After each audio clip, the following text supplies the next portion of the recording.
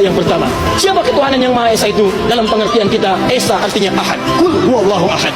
Ditafsirkan kemudian dengan perlindungan dari negara. Pasal 29 ayat 1 untuk dasar negaranya. Negara berdasar atas ketuhanan yang Maha Esa.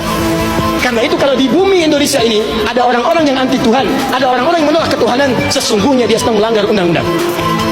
Dan pasal 29 ayat 2-nya, negara menjamin kita untuk menerapkan nilai-nilai ketuhanan dalam bentuk ibadah. Perhatikan bacaannya. Negara menjamin kemerdekaan tiap-tiap penduduk untuk memeluk agamanya masing-masing dan beribadah menurut agama dan kepercayaannya itu.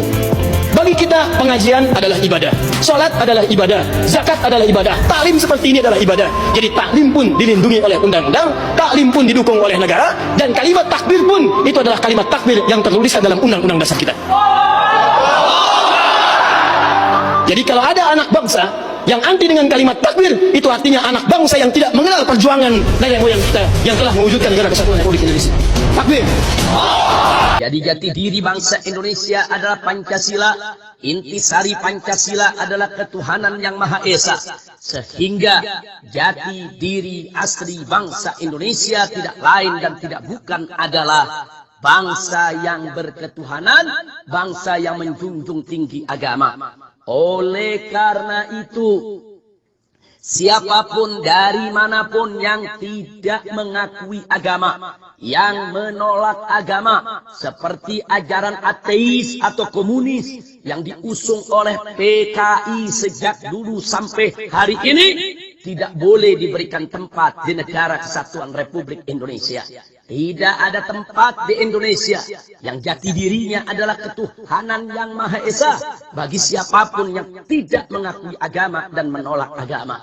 Begitu juga tidak ada tempat di Indonesia bagi siapapun yang menistakan agama, menghina agama, melecehkan agama. Karena Indonesia adalah bangsa yang agamis, bangsa yang menjunjung tinggi agama, bangsa yang menjunjung tinggi ketuhanan yang Maha Esa, yang merupakan intisari daripada Pancasila. Dan Pancasila itulah jati diri bangsa Indonesia. Bagaimana dengan kawan yang bukan orang Indonesia, atau orang Indonesia tapi terkontaminasi kepalanya dengan aliran ateis? Di Indonesia orang ateis tidak punya tempat, karena sila pertama Pancasila ketuhanan yang Maha Esa. Tapi ketika nanti ketemu dengan orang yang tak percaya pada Tuhan, mana itu Tuhan? Kalau memang ada Tuhan itu mana? Mana dia? Saya mau lihat Tuhan itu. Itu pertanyaan tertua dalam surat Al-Baqarah ketika Bani Israel yang dibawa oleh Nabi Musa menyeberang dari Mesir menuju Palestina. Orang Mesir, orang Israel minta kepada Musa, apa kata mereka? Ya Musa lan nu'mina laka hatta narallaha jahrah. Kami tidak mau percaya kepadamu sebelum kami melihat Tuhan itu nyata di depan mata kami. Mana Tuhan itu Musa? Maka nanti kalau teman-teman ada orang nantang gitu, mana Tuhan itu? Habis itu tempeleng dia langsung. Oh, paham. Habis itu tanya, ente marah ya? Iya. Mana marah itu? Bisa kita tunjukkan, ini loh marah itu. Tak ada. Marah, benci, rindu, cinta, rasa, tak ada. Maka setiap orang yang ingin mengungkapkan rasa dengan kata-kata, kata terlalu miskin untuk mewakili rasa. Semua kata yang diungkapkan untuk mewakili rasa yang tak kelihatan itu, semua kata itu dusta. Ini luar biasa. Nah, Beduk nanya, ada nggak keserasiannya dengan Al-Quran? Semuanya kalau betul-betul Pancasila asasnya yang 5 dilaksanakan, benar-benar sangat Islami. Masya Allah. Ketuhanan yang Maha Esa.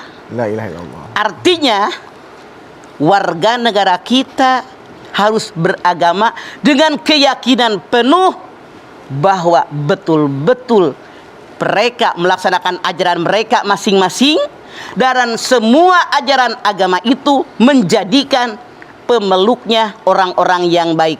Gak ada agama yang menyuruh orang berbuat buruk, benar nggak? Nggak ada.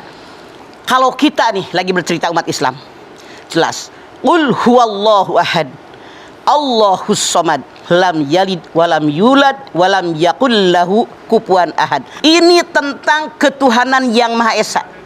Benar-benar dalam Al-Quran dikatakan Qul huwallahu ahad, katakan Muhammad, Allah itu Maha Esa. tempat kita meminta segala sesuatu, mintanya hanya kepada Allah, bukan dengan yang lain. Allah tidak beranak dan tidak diperanakan, tidak ada yang serupa dengannya. Masya Allah, ini asas yang pertama.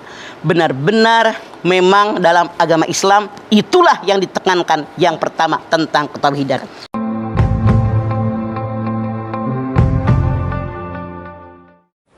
Berdampingan dengan isu soal ketuhanan yang Maha Esa, pemanaan yang sejujurnya tidak enak didengar, tidak enak di hati.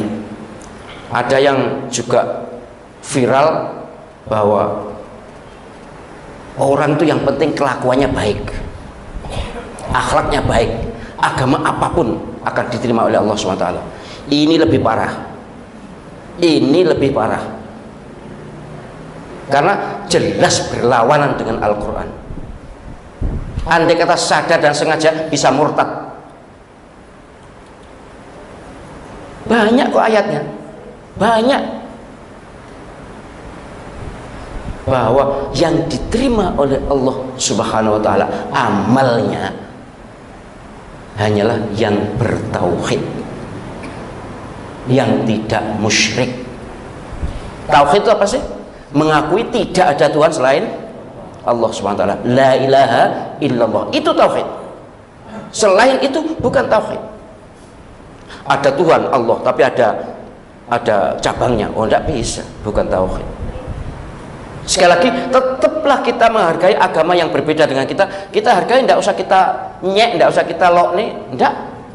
Tapi jangan sampai merasa bahwa sama-sama benar, itu tidak bisa. Rasulullah SAW berjuang 23 tahun sampai berkali-kali perang dalam rangka menegakkan tauhid. Lah nek padha ae lha apa repot-repot? Dakwah, hijrah, perang. Enggak. Agama pasti berbeda. Soal merasa selamat semua silahkan, merasa benar semua silahkan, tapi umat Islam harus hanya merasa yang benar Islam, yang selamat Islam, tanpa ngelok nih, tanpa menjelekkan, tanpa mencela agama lain. Cobalah penjenengan nanti buka satu saja ayat yang saya ingatkan supaya penjenengan juga ikut merasakan.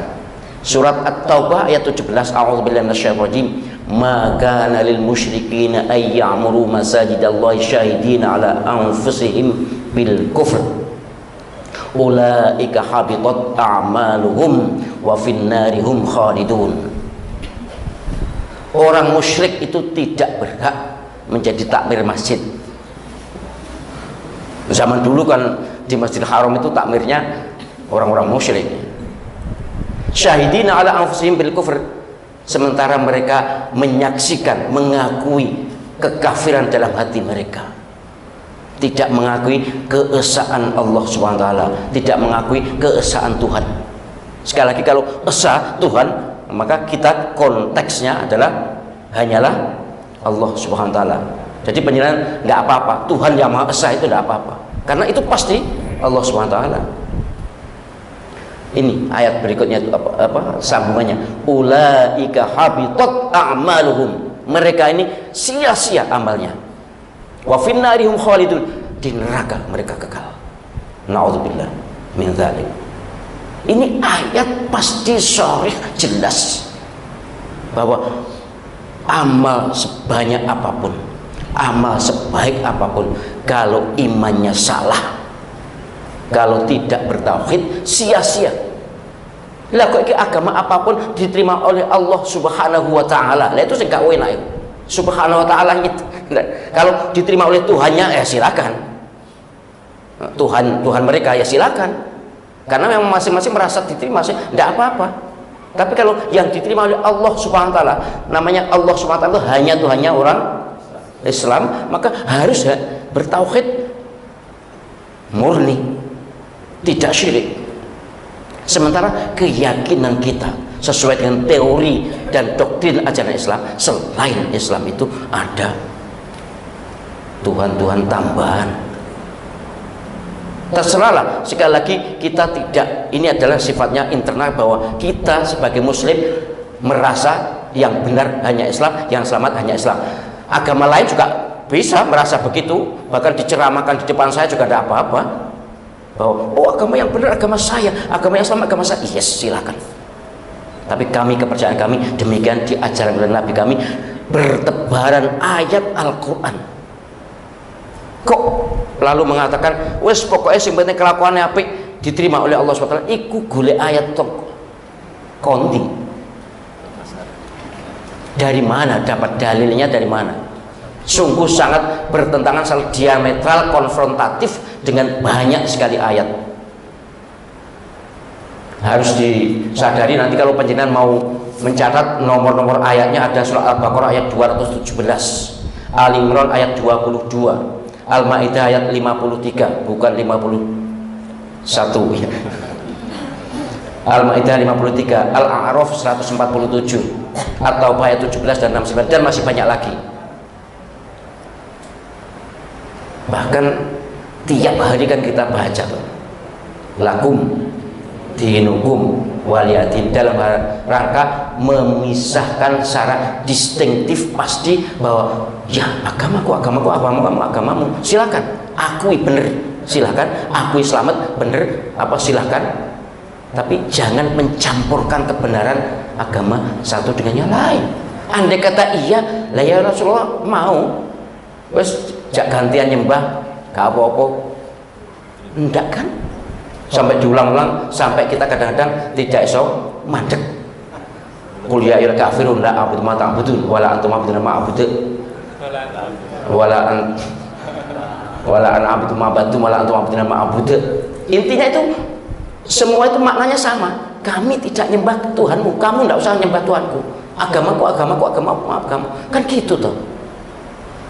Jadi toleransi beragama, toleransi yang sekarang cenderung diakui oleh kelompok tertentu dan di alamat kepada umat Islam itu intoleran, sangat salah.